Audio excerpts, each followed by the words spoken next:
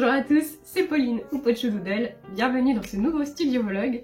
Je suis créatrice de stickers spécialisés dans le bullet journal et en 2022 j'ai créé mon premier calendrier de l'Avent de stickers et de papeterie et aujourd'hui je peux vous emmener dans les coulisses parce que ça y est, décembre est passé, tout le monde a découvert cette petite surprise du calendrier de l'Avent. C'était un peu bizarre pour moi d'éditer ce vlog avec des séquences que j'ai filmées entre les deux premières semaines de novembre. Donc là vraiment je vais vous montrer toutes les étapes de fabrication. Donc j'ai vraiment pris 2 semaines pour fabriquer tout ça.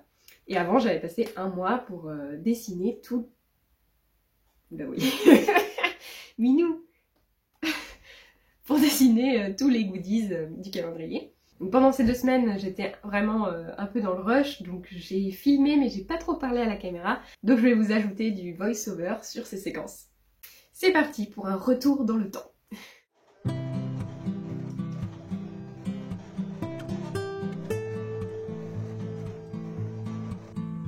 Pour le premier jour de fabrication, j'ai commencé par ce qui me semblait être le plus difficile, c'était le numéro 24 du calendrier, les pochoirs. J'ai commencé par essayer d'en faire 4 à la fois sur des feuilles A4 de papier Millard, mais ça n'allait pas du tout, il y avait toujours un petit souci.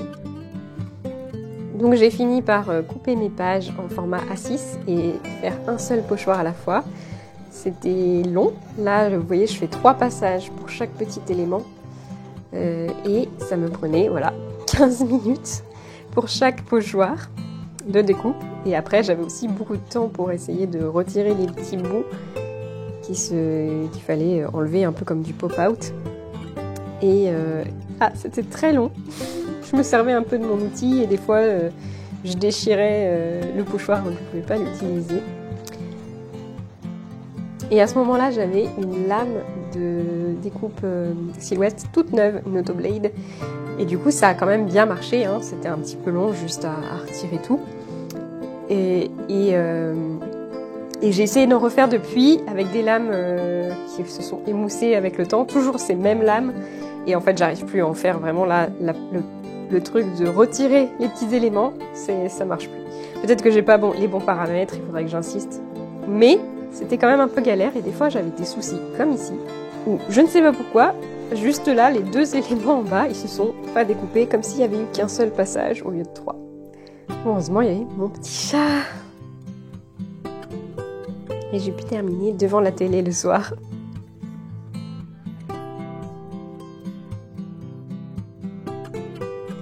Je me suis un peu demandé si j'allais garder les petits éléments comme ça de découpe, notamment les petits cœurs, les petites étoiles. Mais en fait, bon, j'aurais pas su quoi en faire. Pendant mes jours de fabrication, j'essayais de fabriquer en même temps des choses que ma silhouette pouvait découper et des choses que je pouvais découper moi à la main, enfin que je devais découper à la main, comme là les semainiers. Et comme toujours, j'optimisais mes découpes. Ici, on a 2 fois 3 éléments du calendrier. Pendant ces 2 semaines de préparation de calendrier de l'Avent, je regardais la série Gilmore Girls. Là, je les avais dans mes écouteurs. Avec la silhouette à côté, on n'entendait rien sinon. Et je pense que j'ai fait 5 saisons en 2 semaines du coup.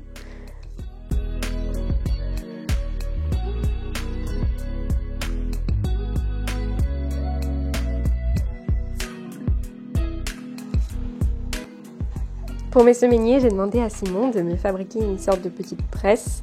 C'est simplement 2 planches que je pouvais serrer avec des petits papillons pour maintenir mes blocs de papier entre elles.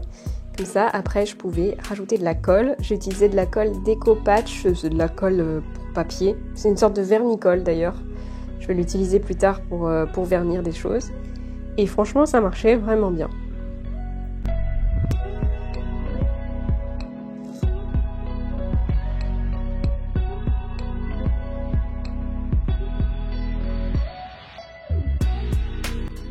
J'avais mis mes calendriers de l'Avent en pré-vente pendant le mois d'octobre pour que là, au moment où je fabriquais les calendriers, je sache déjà combien de calendriers faire pour vraiment tout faire en série. Et donc, j'avais 5 petits calendriers à faire où il n'y avait que les stickers et 14 en plus à faire où il y avait les stickers et les goodies. Merci à tous pour vos commandes. Et en plus, j'avais prévu 2 petits calendriers à faire gagner, un grand calendrier à faire gagner et il me fallait aussi un grand calendrier pour moi. Aussi, parce que vous avez peut-être peur là en me voyant utiliser la guillotine, je vous rassure, je ne me suis pas fait mal une seule fois. Vous pouvez être serein en voyant ces images. Et ça, c'était le premier semainier que j'essayais de monter. Et j'avais commencé par couper un seul côté, celui pour mettre de la colle.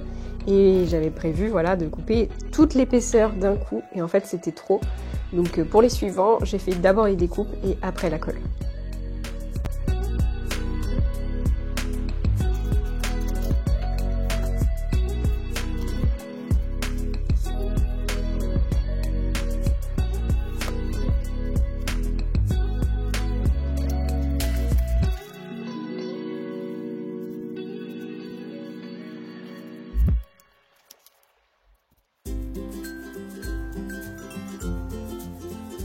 Pour le week-end, j'avais envie d'un petit atelier créatif et pour ça j'ai fait mes pins et j'ai eu l'idée de faire des emporte-pièces en les découpant dans du papier Mylar, c'est le papier que j'ai utilisé pour mes pochoirs.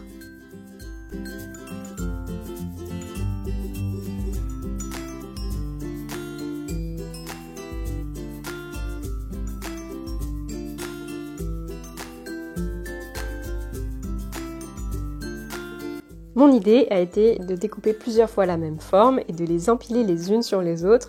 Là, on a une forme où il y a la tête du loup plus la lune, et une forme où il n'y a que la tête du loup, et j'ai empilé 4 feuilles de chaque.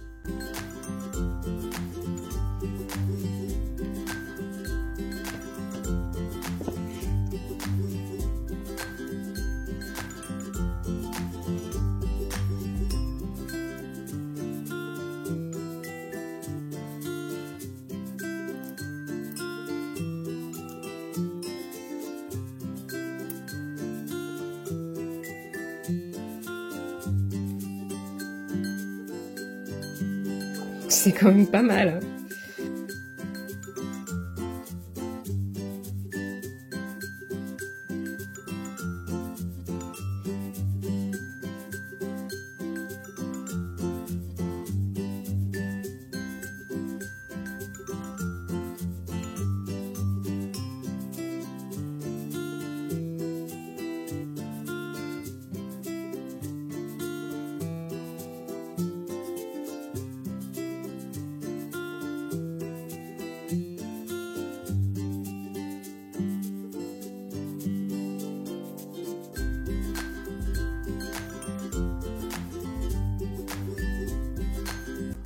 J'ai fait sécher tous les pins au four.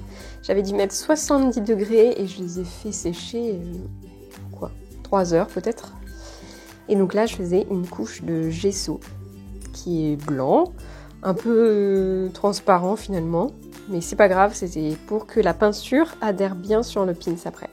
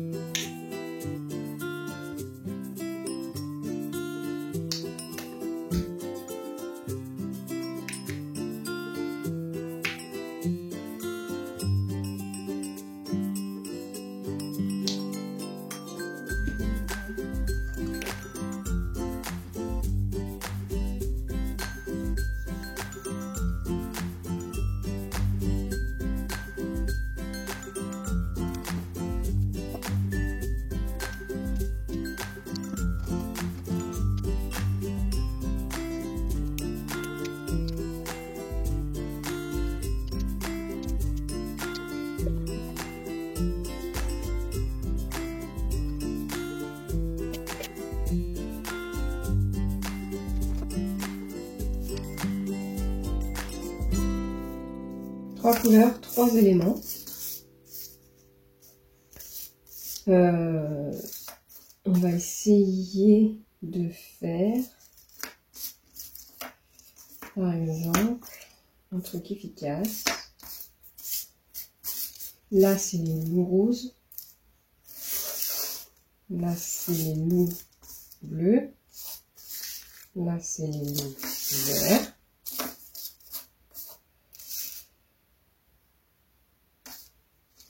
Là, c'est les cerfs roses.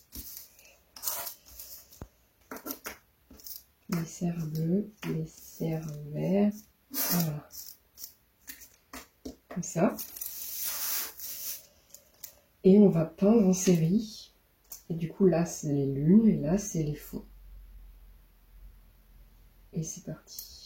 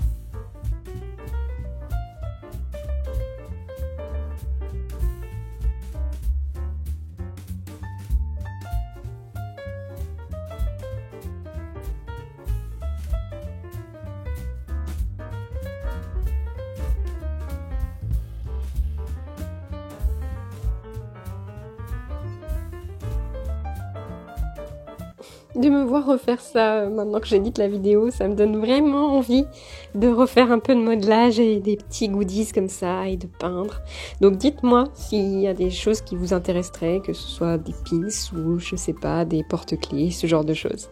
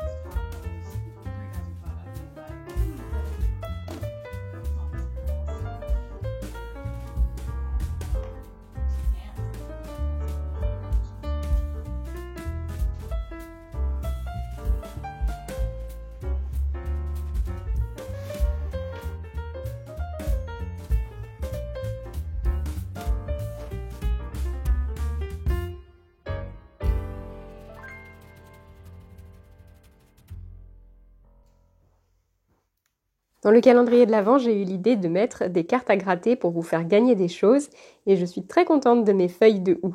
Ce sont donc des feuilles à gratter. Les feuilles étaient 100% gagnantes, vous aviez forcément quelque chose à gagner en grattant. Donc n'hésitez pas à gratter, surtout, même si c'est joli, parce que vous n'avez pas tous la même chose à gagner. Il y a d'ailleurs 2 gros lots qui n'ont toujours pas été réclamés, donc venez me dire ce que vous avez gagné. Ça t'intéresse pas, petit chat? Je suis sûre que si. Pour les éléments à gratter, j'ai utilisé du papier stickers à gratter de la marque Silhouette et j'ai découpé des feuilles de houx un peu plus petites pour les couler sur les feuilles de houx où il y avait les textes.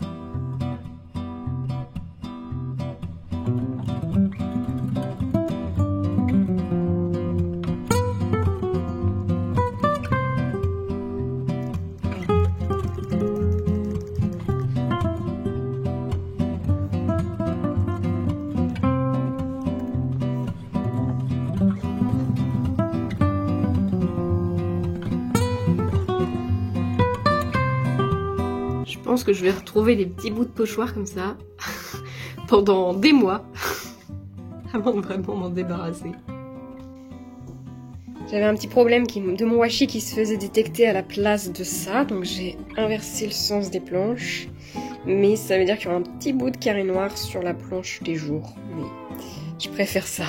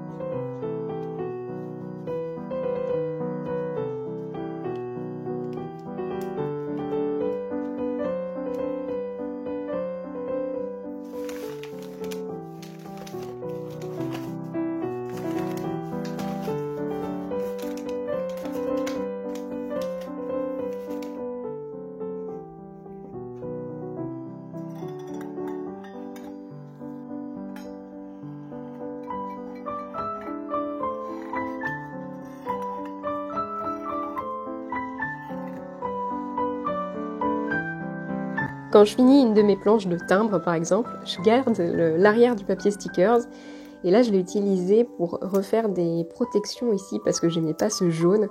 En fait c'est du scotch double face que j'ai mis derrière mon papier phosphorescent pour ce stickers et bah le jaune il allait pas du tout dans ma palette de couleurs du calendrier. Ça paraît un petit détail mais c'est cool.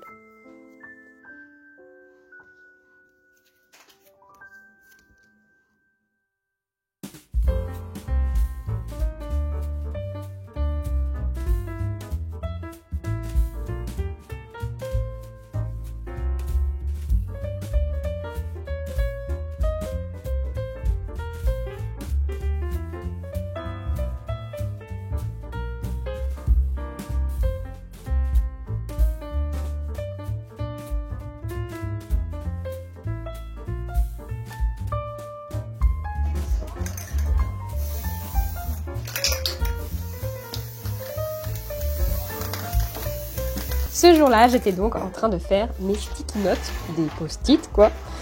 J'avais fait un gabarit avec 4 feuilles A4 en laissant un espace suffisant pour là où je voulais mettre de la colle en spray repositionnable.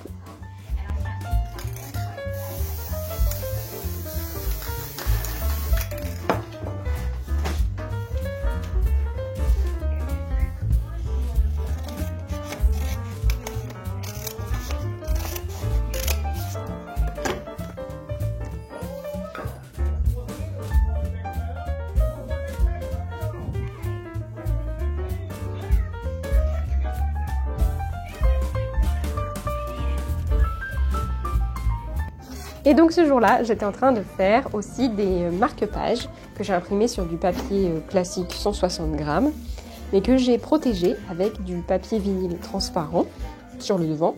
Et vous verrez sur l'arrière, j'ai protégé avec du papier vinyle holographique.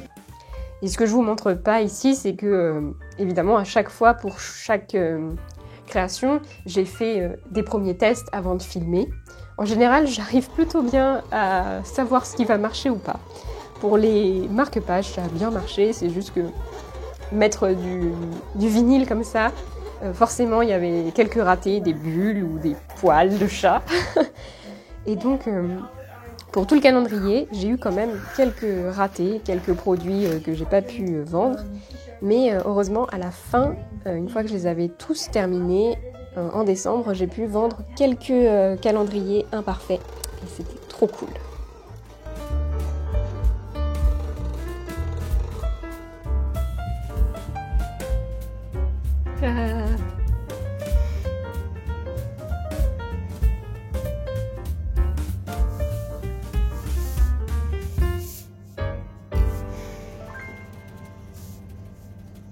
J'étais donc en train de faire du plastique fou, ça fait un peu peur de le voir recroquevillé comme ça dans le four.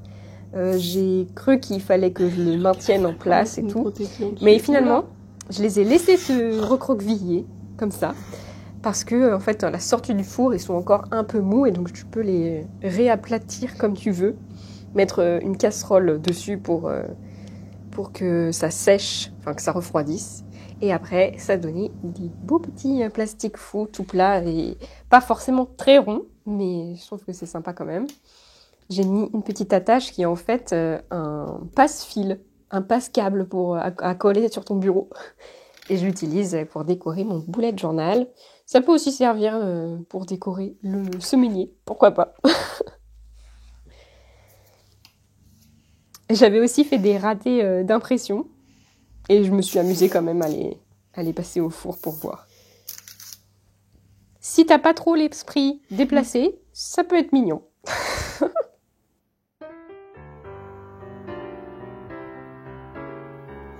Ils sont tellement mignons.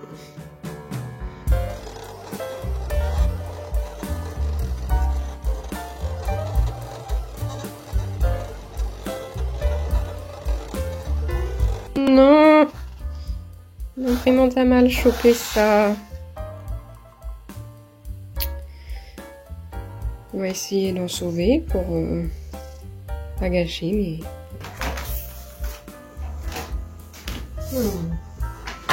Comment on peut faire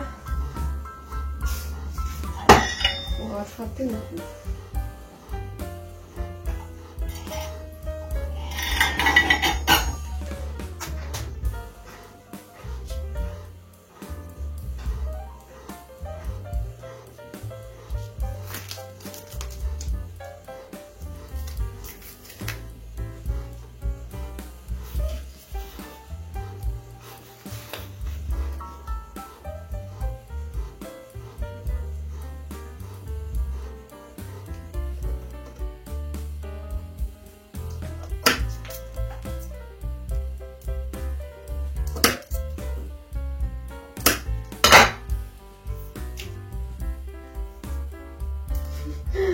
ça si ça marche.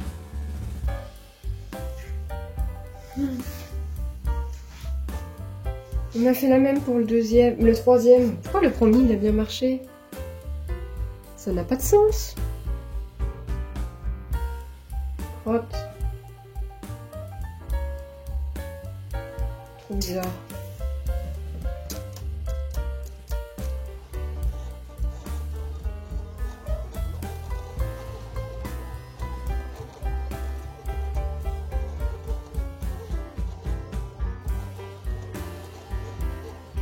Yes, on est bon.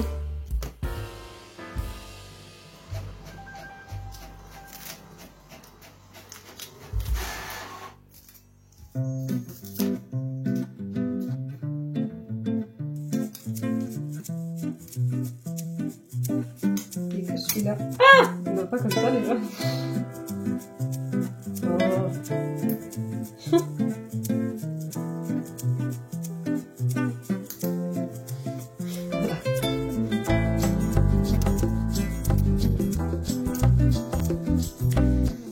Imprimer ça.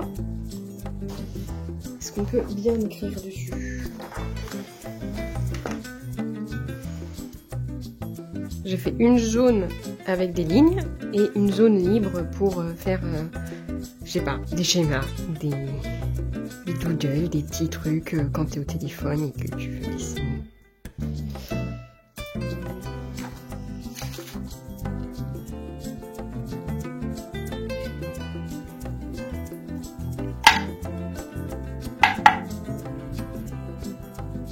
Ah oui, j'ai oublié, il faut que je mette des protections à ça.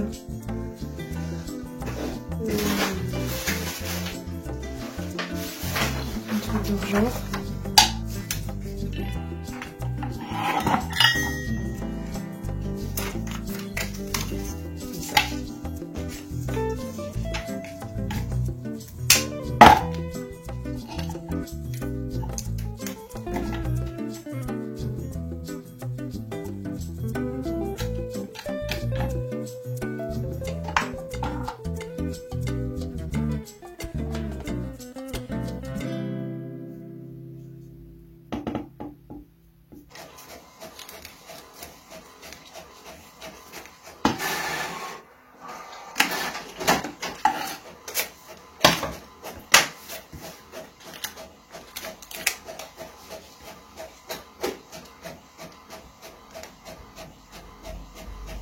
Ça va marcher, nickel.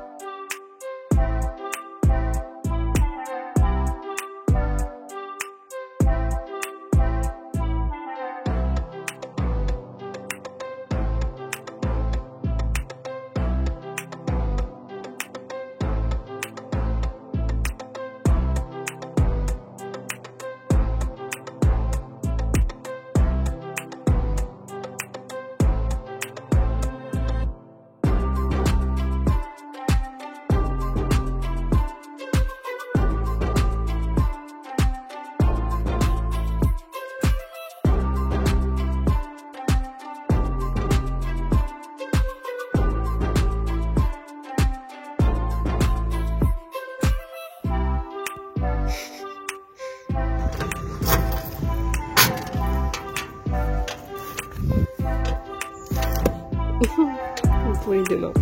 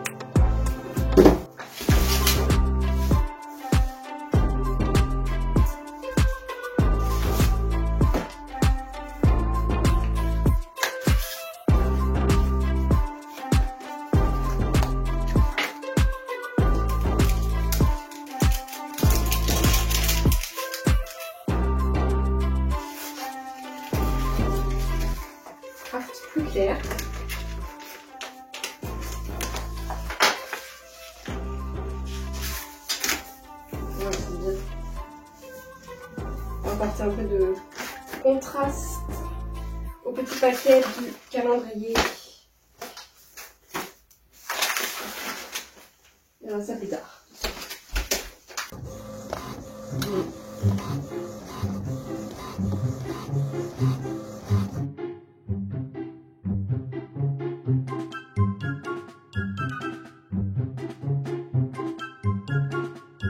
Comme vous le voyez, je suis un peu devenue une hackeuse professionnelle de silhouettes parce que j'aime vraiment pas gâcher, alors j'essaye toujours de trouver un moyen de rattraper quand il y a un petit souci comme là. Et pour mon imprimante qui décale comme ça, je pense que c'est quand c'est des matériaux un peu brillants, peut-être que ça glisse, je sais pas, elle n'arrive pas à les attraper. En tout cas, j'ai réussi à faire mes petites magnettes chouettes.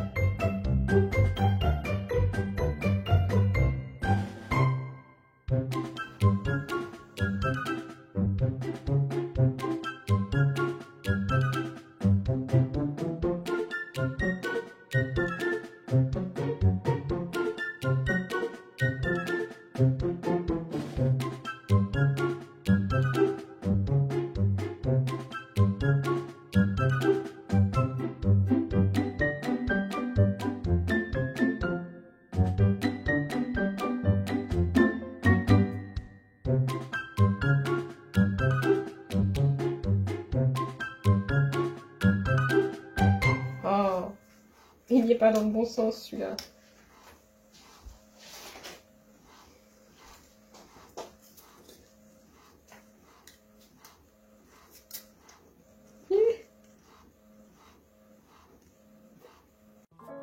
On arrive à la fin de ces 2 semaines de création du calendrier de l'Avent. Et donc, comme promis, je voulais vous faire quand même un petit bilan sur mon expérience.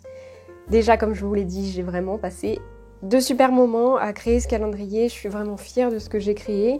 Je suis très contente du nombre de calendriers que j'ai vendus pour un premier. Encore une fois, merci beaucoup. En termes de revenus, je suis vraiment contente parce que c'est la première fois que je fais autant de revenus sur un trimestre. Tous les calendriers me sont revenus, physiques, me sont revenus à 782 €. Donc, c'est-à-dire les 5 petits et les 14 grands. J'ai aussi vendu 6 calendriers digitaux qui m'ont fait gagner 22,40 €. Sur tout ça, et évidemment, il faut compter le coût de production. Et j'ai calculé combien ça m'a coûté de faire seulement les calendriers là que j'ai vendus. C'était 235 €. Sur ça, il faut aussi ajouter tous les ratés. Alors, heureusement, j'ai pu en revendre un petit peu, mais à des prix moins élevés. Et aussi, il faut enlever les cotisations sociales. Là, j'avais fait un bénéfice de 482 €, mais ça, c'était sans compter le prix des ratés. Et en termes de nombre d'heures, si on compte que le design et la fabrication, j'ai calculé à peu près a posteriori en regardant dans mon bullet journal les moments où j'ai travaillé dessus, 130 heures. Et ça, c'est sans compter les calendriers digitaux et les posts que j'ai fait sur Instagram après, pendant le mois de décembre. Et donc bon, je sais que ça veut rien dire quand on fait de l'artisanat, mais c'est comme si j'avais travaillé pour 3 € de l'heure pendant 2 semaines. Voilà. Mais je suis quand même contente au vu du prix de revient et du temps que j'y ai passé. Je pense que j'avais déterminé le prix juste pour mes calendriers de l'Avent. Mais je pense que vraiment créer en série, ça me fait gagner beaucoup plus de temps. Donc je pense que je devrais pouvoir en fabriquer plus l'année prochaine, ce qui ne me ferait pas trop augmenter mon temps et mon coût de création. Et qui pourrait me faire gagner un petit peu plus d'argent pour ce dernier trimestre de 2023. Ça veut aussi dire faire mes préventes de calendrier au mois de septembre au lieu du mois d'octobre. Donc j'espère que vous serez assez tôt dans le mood de Noël cette année. J'y crois pas. Il me reste plus qu'un élément du calendrier de l'Avent à faire. C'est bien. Les mini sketchbooks. Donc je vais faire ça maintenant. Et comme ça je pourrais faire un essai d'assemblage, voir si ça tient bien dans une enveloppe ou dans une petite boîte 3 cm pour le grand calendrier. Trop cool. Pour mes mini sketchbooks accordéon, je suis partie de feuilles A3 160 grammes que j'ai pliées en 8. En 8 ? Oui, c'est ça.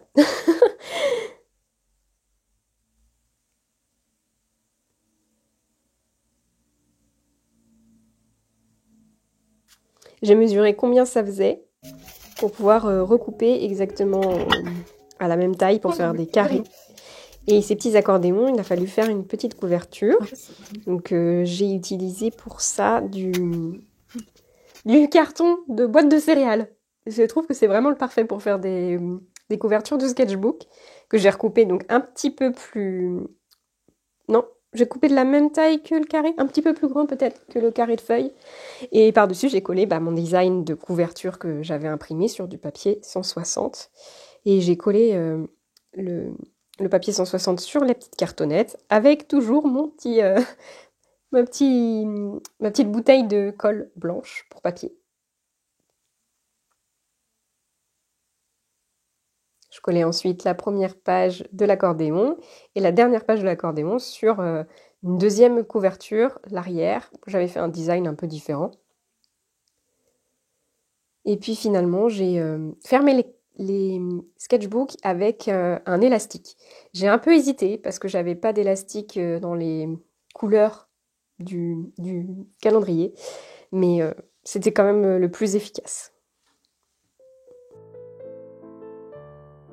Merci d'avoir regardé ce studio vlog, j'espère que ça vous a plu. Je vais vous mettre une petite vidéo avec l'ouverture de toutes les petites pochettes du calendrier pour que vous voyez bien les produits, si vous ne l'avez pas déjà vu sur Instagram. C'était vraiment un super projet pour moi, j'ai vraiment adoré travailler sur le calendrier de l'Avent, que ce soit de faire tous les dessins et de penser à toutes les idées de goodies. Et puis même la fabrication, c'était beaucoup de travail, beaucoup de temps, mais c'était vraiment des moments super sympas pour moi. Donc un grand merci à toutes celles qui m'ont fait confiance et qui ont commandé un calendrier de l'Avent.